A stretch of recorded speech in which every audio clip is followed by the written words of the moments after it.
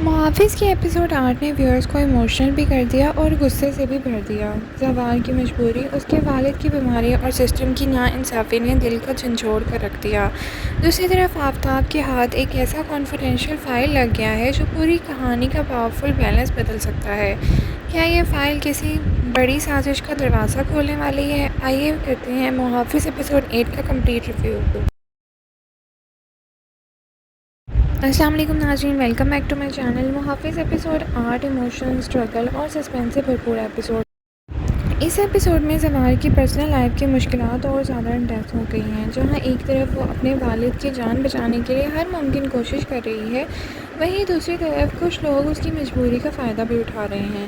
Episode نے sacrifice اور self respect کے تھیم کو بہت ہی خوبصورتی سے ہائی لائٹ کیا ہے۔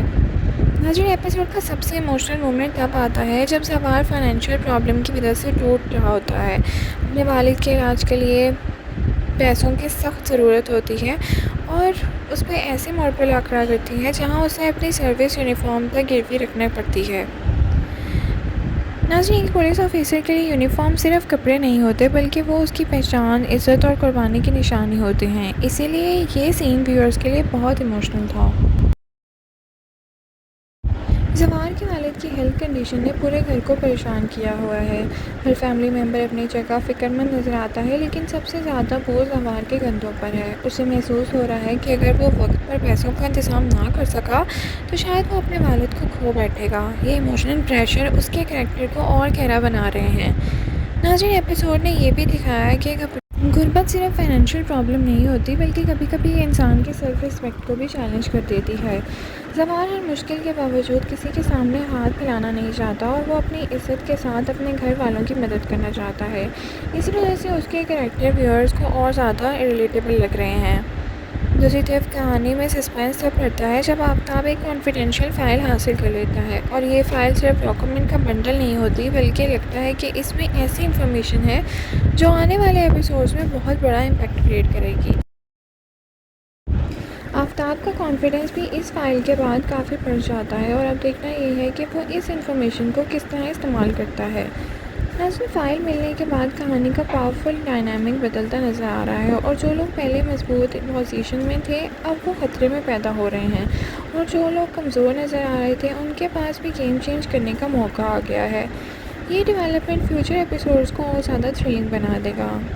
ایپیسوڈ 8 نے فیوچر اسٹوری ٹیلنگ کے لیے بھی گراؤنڈ ورک تیار کیا ہے۔